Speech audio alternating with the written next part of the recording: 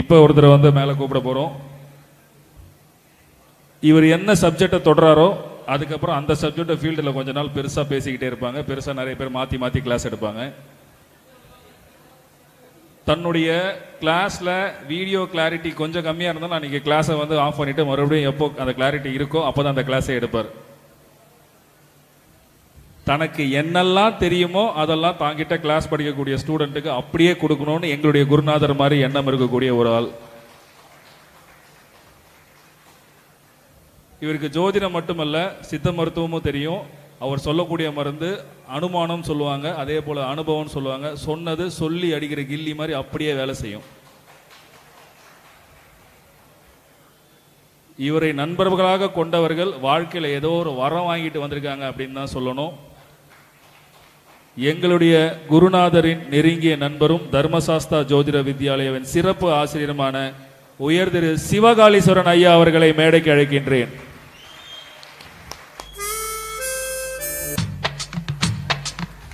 ஆனா என்னதான் உங்களுக்கு கணக்குன்னு எனக்கு தெரியல.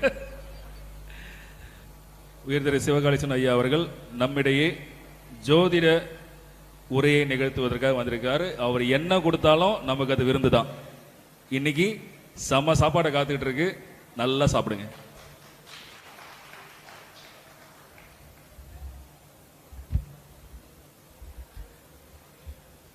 அனைவருக்கும் வணக்கம். மணிகண்டன் சார் வணக்கம். இந்த நிகழ்ச்சி அப்படிங்கிறது ரொம்ப சிறப்பாக போயிட்டு இருக்கு. அதில் எனக்கு ரொம்ப ரொம்ப சந்தோஷம். ஒரு சில சூழ்நிலையின் காரணமாக நான் முழுமையாக ஃபங்க்ஷனில் வந்து இருக்க முடியல. பட் யூடியூப்பில் நான் வந்து பார்த்துட்டு தான் இருக்கேன். சரிங்களா? அதனால் ரொம்ப ரொம்ப சந்தோஷம். இந்த நிகழ்ச்சியை வந்து உறுதுணையாக இருக்கிறது முத்துப்பாண்டி அண்ணா, அதுக்கப்புறம் இவங்களுடைய நிர்வாக குழு உறுப்பினர்கள் எல்லாமே ரொம்ப சிறப்பாக செயல்பட்டுட்டு வந்துட்டுருக்காங்க. அதை நினைக்கும் போது ரொம்ப ரொம்ப சந்தோஷமாக இருக்குது. நம்மளும் இதே மாதிரி நம்ம மாணவர்கள் வச்சு ஒரு ஃபங்க்ஷன் பண்ணணும் அப்படிங்கிற ஒரு எண்ணம் வந்து எனக்கு தோணுது. சரிங்களா?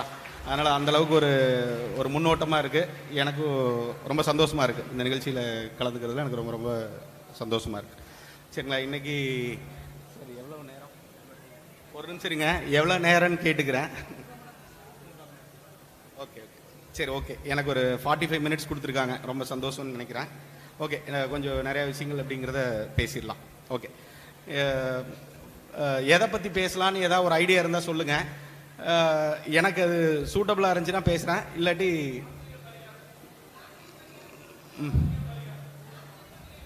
ஓகே. வேற என்னங்க? சரிங்க, பேசிடலாம். ஓகே ஓகே ஓகே சார், பேசிடலாம். Okay okay. தாந்திரிக பரிகாரங்கள் நிறைய பேர் வந்து கேட்டிருக்காங்க. ஓகே, அதை நம்ம கடைசியாக நான் சொல்கிறேன். ஒரு சில விஷயங்கள் நான் சொல்ல வேண்டிய விஷயங்கள் இருக்குது. அதை நான் ஃபஸ்ட்டு சொல்லிவிட்டு அதுக்கப்புறமா உங்களுக்கு கிடைக்க வேண்டிய விஷயங்கள் கண்டிப்பாக கிடைக்கும், அனைவருக்கும் கொடுக்கப்படும். ஓகே, ஃபஸ்ட்டு நம்ம குரு வணக்கம் வச்சிடலாம். குருவே சரணம், குருவே துணை, குருவே சரணம், குருவே துணை, குருவே சரணம், குருவே துணை. Okay okay. நீங்கள் எல்லாருமே வந்து நவகிரகங்களையும் பஞ்சபூதங்களையும் வந்து பிரார்த்தனை பண்ணிக்கோங்க. எப்பவுமே வந்து வகுப்பில் சொல்கிறது தான், இங்கேயும் நான் வந்து சொல்கிறேன். ஓகே, இப்போ நம்ம இங்கே இருக்கோம் அப்படின்னா ஏதோ ஒரு வகையாக ஒரு காரணம் இல்லாமல் இந்த பிரபஞ்சம் அப்படிங்கிறது வந்து பார்த்திங்கன்னா இந்த நிகழ்வை வந்து தீர்மானிக்க எல்லாருமே வந்து தெரிஞ்சுக்கலாம். சரிங்களா? இப்போ இன்னைக்கு வந்து என்ன தேதி? இன்னைக்கு என்ன தேதி? 24. 24உடைய கூட்டுத்தொகை அப்படிங்கிறது என்ன? 6.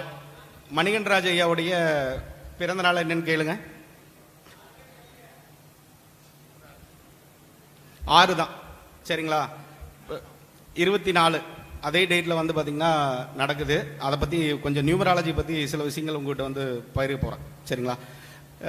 ஓகே, இந்த நியூமராலஜி அப்படிங்கிறதுக்கு நான் ஆரம்ப காலத்தில் படிக்கிறதுக்கு முன்னாடி நிறைய கஷ்டப்படக்கூடிய ஒரு சூழ்நிலை அப்படிங்கிறது வந்து பார்த்திங்கன்னா இருந்துச்சு. நிறைய தேடி கற்றுக்கிட்டோம்.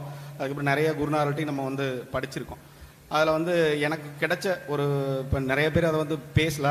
பட் ஒரு சில விஷயங்கள் அப்படிங்கிறது உங்கள்கிட்ட நான் சொல்ல போகிறேன், எடுத்துக்கலாம். பொதுவாக உங்களுடைய இந்த எண் கணிதம் அப்படிங்கிறது வந்து இந்த காலகட்டத்துக்கு ரொம்ப முக்கியத்துவம் வாய்ந்தது. ஏன் அப்படின்னா இந்த கலியுகம் அப்படிங்கிறது எண்களால் ஆளப்படும் அப்படிங்கிறது தான் தத்துவம். ஏன் சொல்கிறேன் அப்படின்னா உங்களுக்கு பேன் கார்டு ஆகட்டும், ஆதார் கார்டு ஆகட்டும், அதுக்கப்புறம் பாஸ்போர்ட் அதுலேயும் வந்து ஒரு எண் தான் வந்து கொடுக்கப்பட்டிருக்கு. உங்களோட எல்லாத்தையும் காண்டாக்ட் பண்ணுற மொபைல் நம்பர் அப்படிங்கிறதுலையும் எண் தான் வந்து கொடுக்கப்பட்டிருக்கு. இப்போ உங்கள் பேங்க்கில் எவ்வளோ பேலன்ஸ் இருக்குது அப்படின்னா கூட எண் அப்படிங்கிறத நம்ம வந்து பயன்படுத்துகிறோம். அதுக்கப்புறம் மணி எவ்வளோன்னு கேட்டாலும் அதை தான் பயன்படுத்துகிறோம்.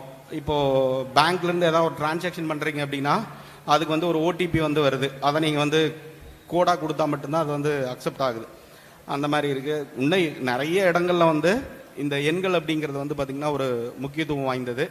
சார் கொஞ்சம் பேசுகிறவங்க வெளியே போய் பேசுங்க, டிஸ்டர்ப் பண்ணாதீங்க.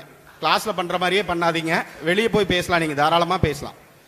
சொல்ல வேண்டிய கருத்துக்கள் உங்களால் மற்றவங்களுக்கு போகாமல் போயிடும். அதனால் கொஞ்சம் கவனிங்க, இல்லாட்டி வெளியே போயிருங்க, தவறே கிடையாது. என்னை யாரும் தப்பாக நடிச்சுக்க வேண்டாம்.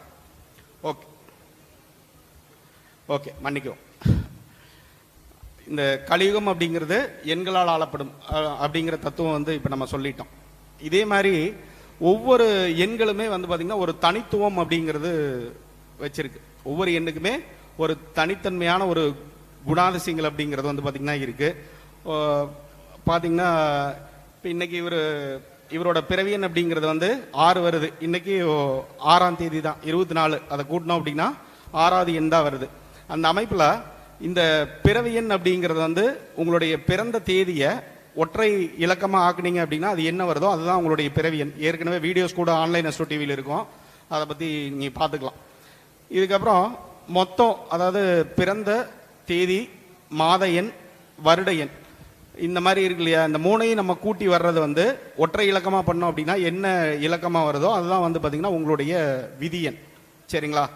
இப்போ இந்த பிறவியன் விதியன் அனுமதி இல்லாமல் வந்து பார்த்திங்கன்னா ஒரு நல்ல விஷயங்கள் அப்படிங்கிறது வந்து பார்த்திங்கன்னா உங்கள் வாழ்க்கையில் வந்து பார்த்திங்கன்னா நடக்காது. இப்போ சப்போஸ் அந்த தேதிகளை நீங்கள் வந்து கரெக்டாக நீங்கள் பயன்படுத்திட்டீங்க அப்படின்னா உங்களுடைய வாழ்க்கையில் வந்து பார்த்திங்கன்னா பலவிதமான மாற்றங்கள், ஒரு நல்ல மாற்றங்கள் எல்லாமே நீங்கள் வந்து சந்திப்பீங்க. சரிங்களா?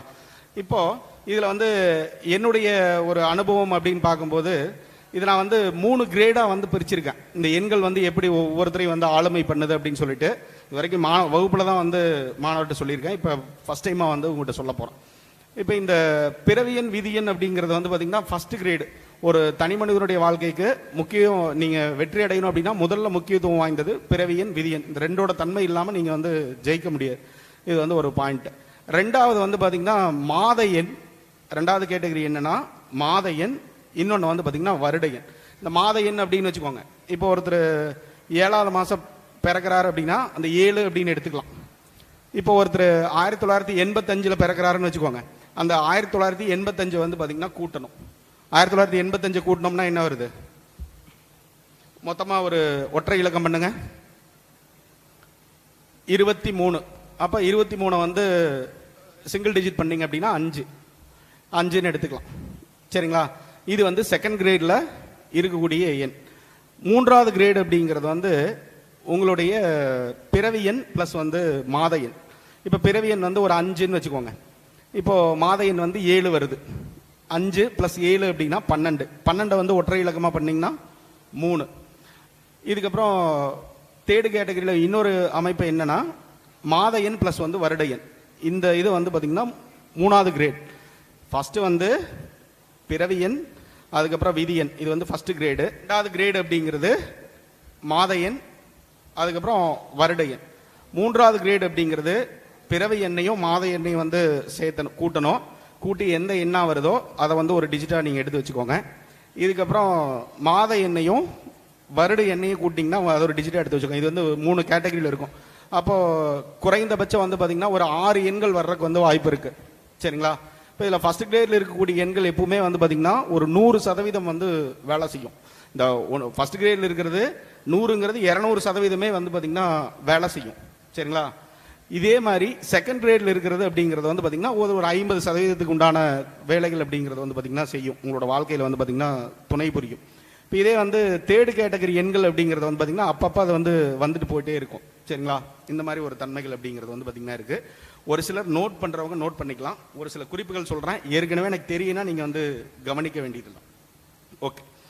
இப்போது ஒரு சூரியனோட ஆதிக்கத்தில் ஒருத்தர் பிறக்கிறாரு அப்படின்னு வச்சுக்கோங்க. இது சூரியனோட ஆதிக்கம் அப்படின்னு நம்ம என்னென்னலாம் சொல்கிறோம் அப்படின்னு பார்த்தீங்கன்னா 1ஆம் தேதி பிறக்கலாம், அதுக்கப்புறம் 10ஆம் தேதி பிறக்கலாம், 19ஆம் தேதி பிறக்கலாம், 28ஆம் தேதி பிறக்கலாம். இது எல்லாமே வந்து ஒன்னோட கேட்டகரி. இதே மாதிரி சூரியனுடைய எழுத்துக்கள் அப்படிங்கிறது ஏ ஐ ஜே கியூ ஒய் இந்த எழுத்து வருது. இப்போ இங்கே கியூவில் வந்து நம்ம பேர் வைக்க முடியாது. இப்போ இங்கே இந்தியாவில் வந்து பார்த்தீங்கன்னா பெருசாக கியூவில் வந்து பேர் வைக்கிற மாதிரி இல்லை. அதனால் ஏஐஜேக்யூ ஜே ஒய் வச்சுக்கலாம். இப்போ இந்த மாதிரி பேரில் இருந்தாலும் சரி. இதுக்கப்புறமா உங்களுடைய பெயர் எண் அப்படிங்கிறது ஒவ்வொரு எழுத்துக்களுக்கு உண்டான உங்களோட பேர் எழுத்துக்கள் மொத்தமாக நம்ம சேர்த்துனா வருது இல்லையா, அது வந்து பெயர் எண் அப்படின்னு எடுத்துக்கலாம். இந்த மொத்தமாக உங்கள் பேரில் கூட்டுறோம் அப்படின்னு வச்சுக்கோங்க. இன்சியல் இல்லாமல் ஒரு சிங்கிள் டிஜிட்டாக வருது, அப்படி வரும்போது 1 வருது. இன்சியல் சேர்த்துனாலும் 1 வருது அப்படின்னாலும் நீங்கள் சூரியனோட ஆதிபத்தியத்தில் இருக்கீங்க அப்படின்னு சொல்லி எடுத்துக்கலாம். அப்போ இந்த மாதிரி பிறந்திருந்தீங்கன்னா சூரியனோட ஆதிக்கத்தில் இங்கே இருக்கீங்க அப்படின்னு சொல்லி எடுத்துக்கலாம். இது வந்து ஒரு அமைப்பு. அப்போது சூரியனோட ஆதிக்கத்தில் வந்து பிறந்திருந்தீங்க அப்படின்னா உங்களுக்கு யார் யாரெல்லாம் வந்து ஹெல்ப் பண்ணுவாங்க, ஃபஸ்ட்டு ப்ரியாரிட்டியில் வந்து பார்த்திங்கன்னா யார் யாரெல்லாம் ஹெல்ப் பண்ணுவாங்க அப்படிங்கிறத முதல்ல வந்து பார்த்திங்கன்னா தெரிஞ்சுக்கணும். இப்போது சூரியனோட ஆதிபத்தியத்தில் பிறந்தா டைரெக்டாக உங்களுக்கு ஹெல்ப் பண்ணக்கூடியவங்க அப்படின்னு பார்த்தீங்கன்னா ராகு அப்படிங்கிறதுல 4வது எண் வந்து கொடுக்கப்பட்டிருக்கு. அப்போது 4ஆம் தேதி பிறந்தவங்க, 13ஆம் தேதி பிறந்தவங்க, 31ஆம் தேதி பிறந்தவங்க, அதுக்கப்புறம் வந்து இந்த மாதிரி பிறந்தவங்க எல்லாமே வந்து உங்களுக்கு நல்லா வந்து சப்போர்ட் பண்ணுவாங்க. 22ஆம் தேதி பிறந்தவங்க எல்லாமே வந்து சப்போர்ட் பண்ணுவாங்க. அப்போ அந்த மாதிரி சப்போர்ட் பண்ணுவாங்க அப்படின்னா இவங்க மட்டும்தான் உங்களுக்கு வந்து சப்போர்ட் பண்ணுவாங்களா அப்படின்னு பார்த்தீங்கன்னா இந்த DM